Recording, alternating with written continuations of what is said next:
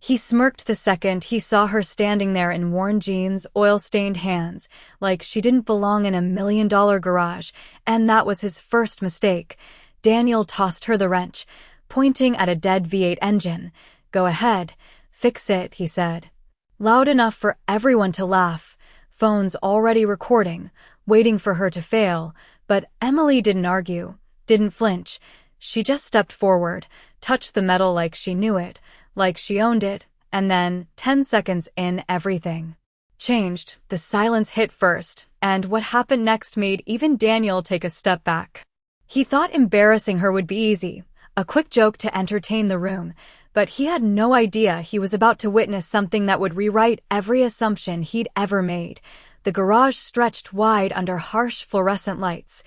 polished concrete floors reflecting rows of high-end vehicles and tool stations arranged with surgical precision, the kind of place where reputations were built on years of grease, grit, and credentials, and in the center of it all stood Daniel Brooks, senior engineer known for solving problems no one else could, his crisp navy work shirt untouched by the mess surrounding him, his confidence filling the space like noise you couldn't ignore. And then there was her, Emily Carter, standing just inside the open bay door, wearing faded jeans, a plain gray shirt, her hair pulled back loosely, hands marked with faint traces of oil that didn't match the quiet way she carried herself, almost invisible if you didn't look twice. And most people didn't. Not here, not in a place where status was measured by titles and spotless uniforms, and that's exactly why Daniel noticed her the way he did, not with curiosity, but with amusement, his eyes scanning her quickly. Already deciding who she was before she even spoke, another outsider who wandered in thinking machines were simple, another moment to prove a point, and when she stepped closer, her gaze calm, focused on the engine mounted on the diagnostic rig. A dead V8 that had stumped 3 technicians already. Daniel let out a quiet chuckle, just loud enough for the nearby crew to hear. "You looking for something?" he asked, his tone light but edged, and Emily didn't answer right away, her eyes moving over the engine like she was reading something only she could see, the room beginning to take notice, a few technicians pausing, a couple of customers leaning in. Sensing the shift in energy, and Daniel, feeding off the attention, reached for a wrench and tossed it lightly in her direction, the metal clinking as it landed against the platform. "Go ahead," he said, voice louder now, carrying across the bay. "Fix it," and just like that, the air changed, a ripple of quiet laughter spreading, phones subtly raised, a moment forming, the kind people record because they expect it to end badly, because they've already decided how the story goes, and Emily stood there. The weight of every eye pressing in, the unspoken judgment hanging thick, but her face didn't change, no embarrassment, no hesitation, just a stillness that felt out of place in a room built on noise and ego, and for a second, just a second, something about that stillness made the laughter falter, but Daniel pushed forward, stepping closer, folding his arms, careful. He added with a smirk, "You might make it worse." A few more chuckles, sharper this time, and Emily finally moved, not reacting to him, not acknowledging the crowd, just stepping forward, picking up the wrench with steady hands, her fingers brushing the cold metal of the engine, and in that moment, something shifted so quietly that no one could name it yet. Her posture changed, her focus narrowing, like the rest of the room had simply faded away, and the noise began to die down, one conversation at a time, until the only sound left was the faint hum of overhead lights and the distant echo of tools from another bay. And Daniel watched, still confident, still certain he knew exactly how this would end, but there was something in the way she leaned in, something precise, something controlled, that made his expression tighten just slightly, almost imperceptibly, and as Emily adjusted her grip, her eyes locked onto a single point within the engine's tangled complexity. The room held its breath without realizing it, because whatever was about to happen next didn't look like a joke anymore. Emily did not rush, and that alone unsettled the room more than any sudden movement could have, because in a place where everyone moved fast to prove they knew what they were doing, her stillness felt deliberate, almost calculated.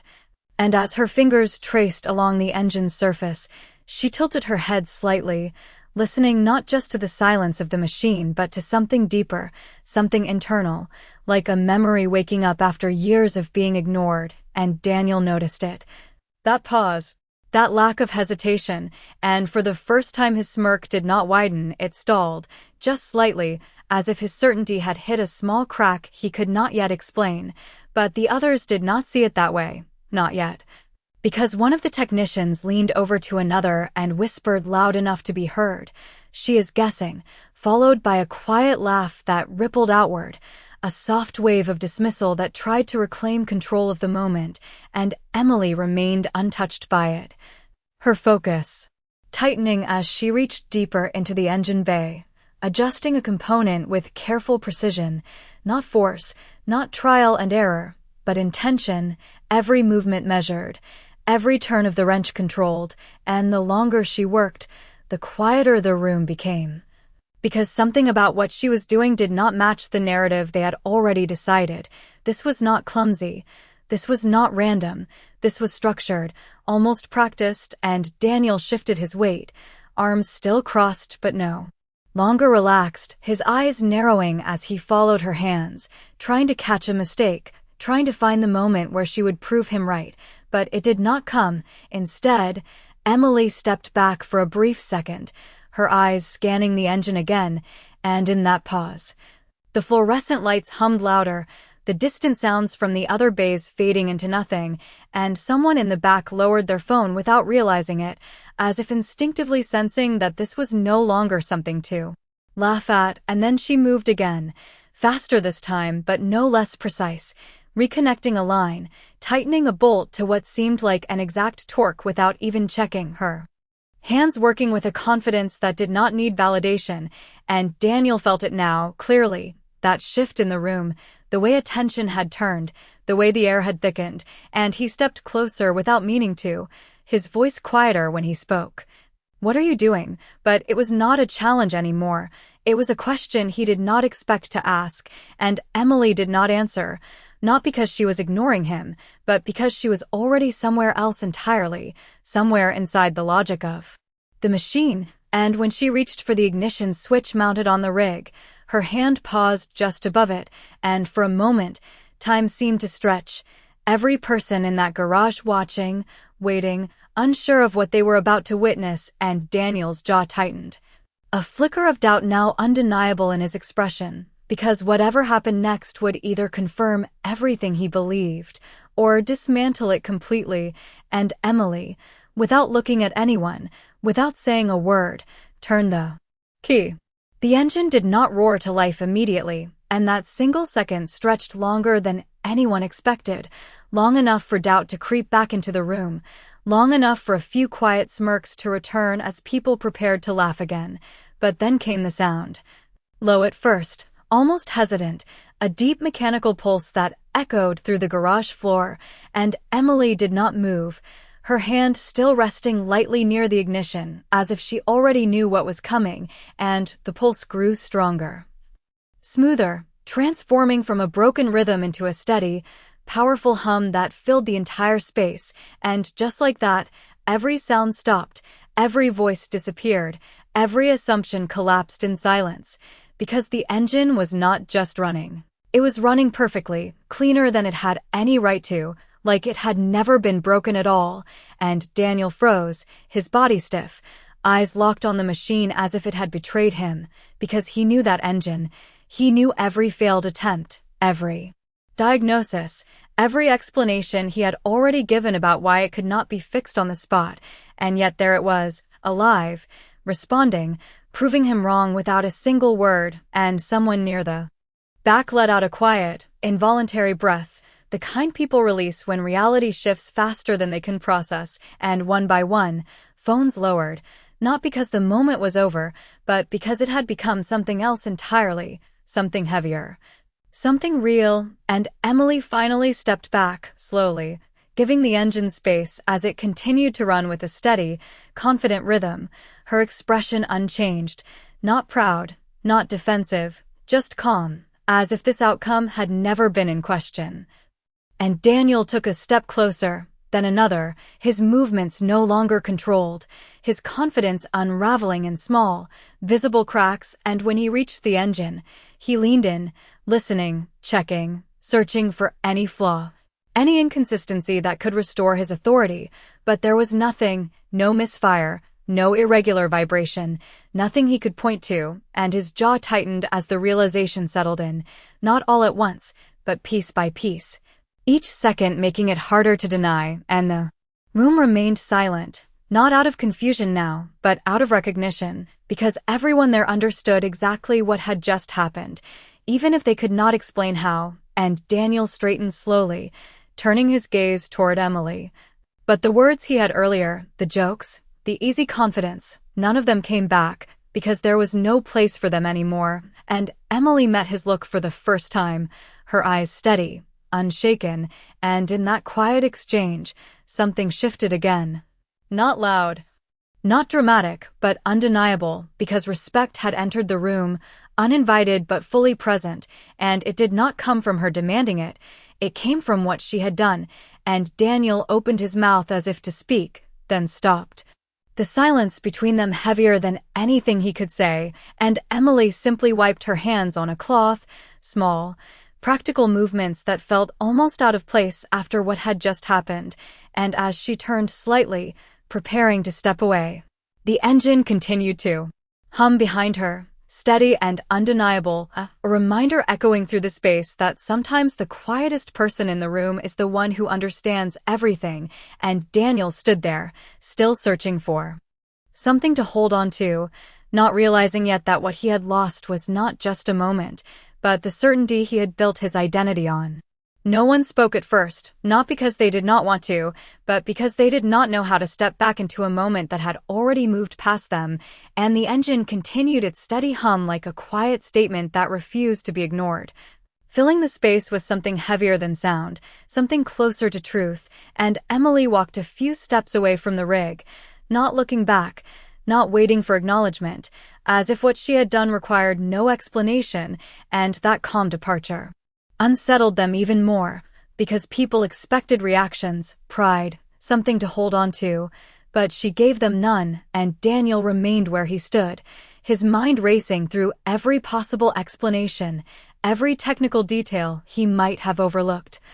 But each thought collapsed under the same reality. She had seen something he did not, she had understood something he could not, and the more he tried to rebuild his certainty, the more it slipped away, and finally, he spoke, his voice lower now, stripped of its earlier sharpness. How did you do that? The question hanging in the air not as a challenge, but as an admission, and Emily paused, just slightly, before turning back, her expression still composed, her eyes steady, and for a brief moment, the entire room leaned into that silence, waiting, because this was no longer about the engine, this was about understanding, and she took a small step closer, not toward him, but toward the space between them, and said quietly, "It was not broken the way you thought," and that was it, no explanation, no lecture, just a sentence that landed heavier than any long answer could have, because it forced him to confront not the machine, but himself, and Daniel exhaled slowly. The weight of that realization settling deeper than he expected, and someone behind him shifted uncomfortably, breaking the stillness just enough to remind everyone they were still there, still watching, still processing, and a customer who had been recording lowered their phone completely now, no longer interested in capturing a mistake, because there was nothing left to prove, and Emily turned again, this time fully, as if the moment had already ended for her, and began walking toward the open bay door, the light from outside casting a softer glow across the floor.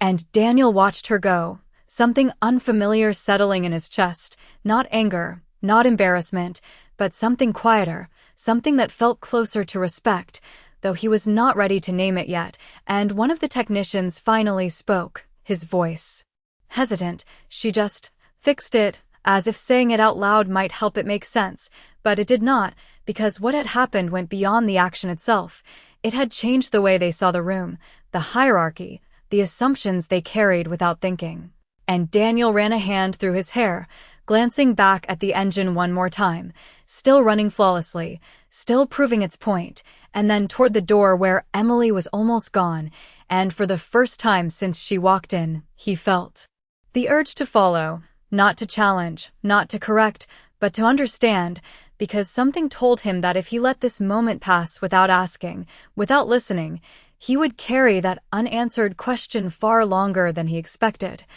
And the room remained quiet behind him, not out of shock anymore, but out of reflection, because sometimes the loudest lesson is the one delivered without raising a voice, and as the light from outside stretched further into the garage, it felt like the space itself had shifted, not physically, but in a way that could not be undone, leaving behind a silence that no one rushed to fill. Daniel did not realize he had started walking until he was already halfway across the garage, his footsteps slower than usual, heavier somehow, as if each step carried more than just his weight.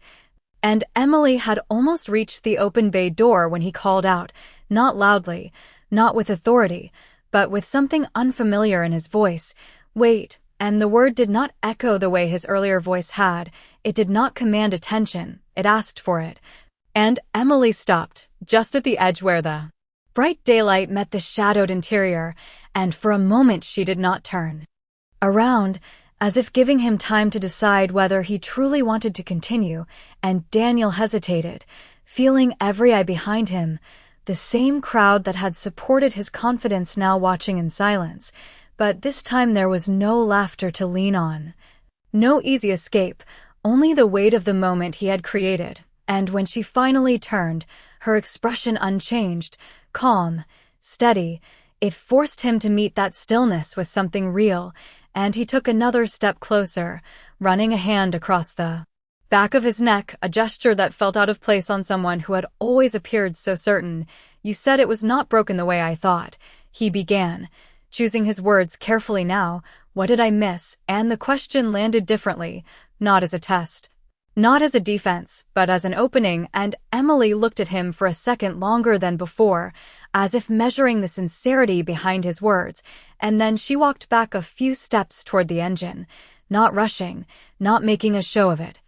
just moving with the same quiet confidence that had filled the room moments earlier, and Daniel followed, keeping a respectful distance this time, his posture no longer rigid, his attention sharper, and when they reached the rig, she gestured lightly toward a small section near the lower assembly, an area most people had overlooked because it seemed too minor to matter, and she spoke simply. The issue was not where the failure showed, and Daniel leaned in, his eyes narrowing as he traced the line she indicated, and for the first time he saw it, not clearly at first, but enough to feel that shift again, that uncomfortable realization that he had been looking in the wrong place the entire time, and Emily continued, her voice steady but never condescending. "You focused on the symptom, not the cause," and the words settled into him with a clarity that no technical explanation could match, because they applied to more than just the machine, and Daniel exhaled slowly, almost unconsciously, as if releasing something he had been holding onto without knowing it, and behind them, the crew remained quiet, not out of obligation, but because they were witnessing something rare, not a demonstration of skill, but a change in perspective, and one of the technicians stepped slightly closer, drawn in not by curiosity alone, but by respect that had formed without anyone announcing it, and Emily stepped back again, giving Daniel space to look, to process, to understand on his own, and this time, he did not rush, he did not speak, he simply observed, his earlier certainty replaced by something far more valuable, awareness, and after a long moment, he nodded, slowly, not as acknowledgement of her, but as acknowledgement of the truth he could no longer deny, and when he finally looked at her again, the expression in his eyes had changed completely, the arrogance gone, replaced by something quieter, something grounded. "I would have missed that," he admitted, his voice low but clear, and Emily gave a small nod in return, not accepting praise, not rejecting it, simply recognizing the moment for what it was, and as she turned once more toward the open door, the sunlight catching the edge of her silhouette, Daniel did not stop her again, because this time he understood that the lesson was not meant to be held onto through more questions, it was meant to stay with him long after she left. And as she stepped out into the daylight and disappeared from view, the garage remained still for a few seconds longer, the engine continuing its steady hum behind them, and Daniel stood there, looking at the machine, then at the space she had just walked through. And in that quiet, something settled in him that had nothing to do with mechanics, nothing to do with reputation, but everything to do with the way he would see the next person who walked through that door. Because sometimes the most important thing you fix is not the machine in front of you, but the way you choose to see the people around you. And that day, without raising her voice, without asking for recognition, Emily had changed more than just an engine. She had changed the room itself. The garage did not return to normal after she left, not immediately, because something had shifted too deeply to be undone by routine, and even though tools were picked back up and conversations slowly resumed, there was a hesitation in every movement, a quiet awareness that lingered in the air like a question no one wanted to ignore, and Daniel remained near the engine longer than anyone expected. His hands resting lightly on the edge of the rig as he studied the machine again, not to prove anything this time, but to understand it in a way he had not allowed himself to before, and the steady hum of the engine no longer sounded like a victory or a failure. It sounded like a reminder, consistent, patient. Impossible to dismiss, and one of the technicians approached carefully, as if unsure whether the usual tone of conversation still applied. "You want me to shut it down?" he asked, but Daniel shook his head without looking up, his focus still fixed. "Not yet," he said quietly, and that alone told everyone in the room that something had changed, because Daniel Brooks had never hesitated before, never paused to sit with a problem once he believed he had already solved it, and as the minutes passed, he began retracing every step Emily had taken, not mimicking her movements, but trying to follow her thinking, and each time he reached the same conclusion, the same overlooked detail, he felt that shift again, not frustration, but clarity. The kind that does not challenge your skill, but your perspective, and behind him, conversations began to change, no longer centered around what had happened as a spectacle, but what it meant, quieter voices, more thoughtful tones, as if everyone there was adjusting something internal they had not noticed before, and Daniel finally straightened, taking a slow breath before turning away from the engine, his expression no longer tight, no longer defensive, but grounded in a way it had not been earlier that day. And as he walked toward the front of the garage, he caught his reflection briefly in the glass of a parked vehicle, and for a moment, he did not recognize the look in his own eyes, not because it was unfamiliar, but because it was something he had not allowed himself to show, humility, and he stepped outside into the daylight, the brightness forcing him to narrow his gaze as he scanned the street, half expecting to see her still there, but she was gone, leaving behind nothing but the quiet impact of what she had done, and he stood there for a few seconds longer than necessary, as if considering whether to go after her, whether to ask more, to learn more, but something held him back, not hesitation, but understanding, because some lessons are not meant to be chased, they are meant to be carried, and when he walked back inside, the space felt different, not because anything physical had changed, but because the way he moved through it had. And as another customer approached the counter, dressed simply, without the polished appearance that usually signaled importance, Daniel did not glance past them the way he might have before. He met their eyes directly, listening, present in a way that required no effort now, and the technician who had spoken earlier watched this quietly, noticing the shift, not in words, but in behavior, and across the garage, the engine finally powered down, the hum fading into silence. But this time the silence did not feel empty, it felt complete, as if the moment had come full circle, and Daniel paused once more, looking back at the now quiet machine, and then toward the open bay door where the light still streamed in, and without saying anything, he nodded slightly to himself, a small, almost invisible gesture, but one that marked the end of something he had carried for years without questioning, because that day had not taken anything from him. It had given him something far more valuable. The ability to see beyond what was obvious, beyond what was expected, and in that quiet understanding, the garage did not just return to work, it moved forward, changed in a way no one would forget, even if they never spoke about it again. The next morning arrived quieter than usual, not because the garage had fewer customers, but because something unspoken lingered beneath every interaction, and Daniel noticed it the moment he stepped inside.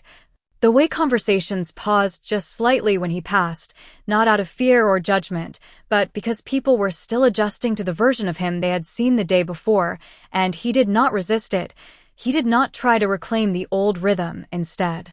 He moved through the space with a measured calm, greeting each technician, listening more than speaking, and when he reached the main bay, his eyes instinctively went to the same engine, now fully shut down.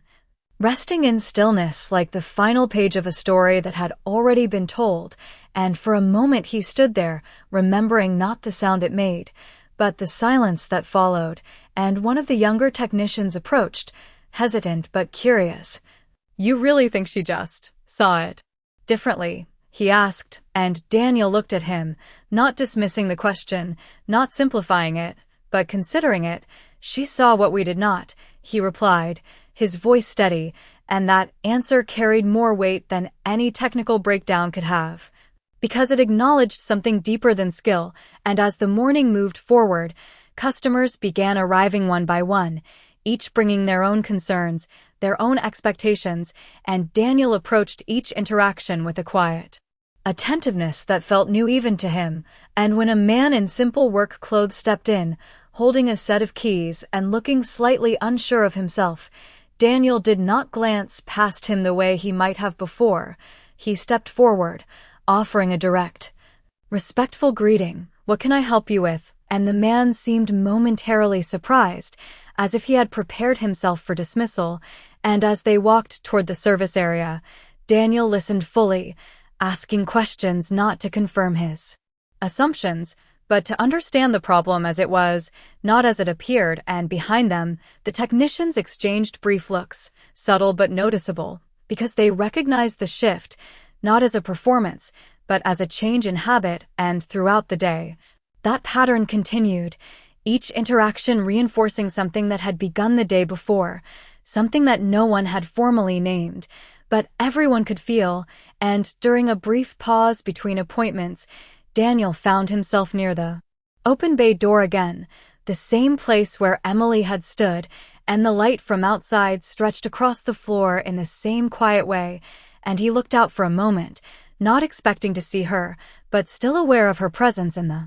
way he now observed everything around him. And one of the senior technicians walked up beside him, folding his arms. "You think she will come back?" he asked, half curious, half reflective, and Daniel did not answer immediately. His gaze still fixed on the street beyond. "I do not know," he said finally, "but if she does, we will be ready to listen." And the technician nodded slowly, understanding that the statement was not just about her. It was about all the moments that would come after. And as the afternoon settled in, the garage found its rhythm again, but it was not the same rhythm as before. It was quieter in a way that allowed space for thought, for observation, for respect that was no longer tied to appearances or assumptions. And Daniel moved through it all with a steady presence, no longer driven by the need to prove, but guided by the need to understand. And as the day came to a close, he took one last look at the now silent engine, then toward the open door, and without saying anything, he turned off the lights in the bay, leaving behind a space that felt different not because of what had been fixed, but because of what had been learned. And in that quiet ending, the lesson remained, not loud, not demanding, but constant, shaping every moment that followed in ways no one would forget. By the third day, the story had traveled further than the walls of the garage, not through announcements or explanations, but through quiet retellings, small conversations that carried the weight of what had happened without needing to exaggerate it. And customers began arriving with a different kind of curiosity, not just about their vehicles, but about the place itself, as if something unseen had changed its reputation overnight, and Daniel noticed it in the way people looked around, in the way they watched the technicians work, and more importantly, in the way they looked at him, not with automatic confidence, but with expectation, as if they were waiting to see whether the shift they had heard about was real. And he did not try to meet those expectations with words. He met them with attention, with patience, with the same quiet focus Emily had shown, and as the day unfolded, that approach began to shape the atmosphere in ways that could not be forced, only experienced, and near midday, a woman stepped into the garage, her presence subtle but steady, dressed simply, her posture composed, and for a brief moment, Daniel felt a familiar pause in his chest, not because he recognized her, but because something about her reminded him of that same quiet confidence, and without hesitation, he stepped forward, offering the same respect he now gave everyone. "What can I help you with?" And the woman explained her concern in a calm, measured tone, describing an issue that had been misdiagnosed at another shop, and as Daniel listened, he did not interrupt, did not rush to conclusions. Instead, he asked careful questions, tracing the problem not from what was visible, but from what might be hidden beneath it, and as they moved toward the inspection area, one of the technicians glanced over, watching closely, recognizing the shift in approach. And Daniel began examining the vehicle with deliberate attention, his movements slower, more precise, mirroring the lesson he had absorbed, and when he paused, considering a detail others might have dismissed, the technician stepped closer, curious, and Daniel spoke quietly, not as a command, but as an observation. "We might be looking at the wrong point of failure," and the words carried through the space in a way that felt familiar, echoing something that had already changed them, and the technician nodded, following his lead, adjusting his own focus, and within minutes, the issue revealed itself, subtle but clear once seen, and the woman watched with quiet appreciation, her trust growing not from promises, but from the process itself. And when Daniel explained the situation to her, his tone remained steady, respectful, free of the certainty that once defined him, and she thanked him simply, without hesitation, because what she had experienced was not just competence, but understanding. And as she left, Daniel stood for a moment, reflecting not on the fix, but on how naturally the lesson had integrated into his work, and behind him, the technician spoke softly. "You would not have said that before," and Daniel allowed a small, thoughtful smile. "I did not see it before," he replied, and that honesty settled into the room with a quiet strength, reinforcing what had already begun to take root. And as the afternoon continued,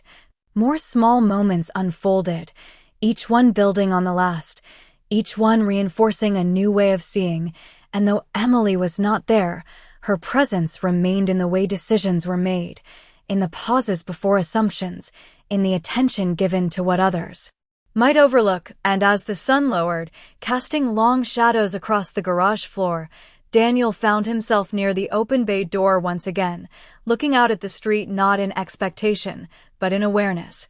And he realized that the most important part of that day was not whether she returned, but whether what she left behind would stay. And as he turned back inside, the steady rhythm of work continuing around him, it was clear that it had, not as a memory, but as a change that no one needed to speak about, because it was already shaping everything that followed.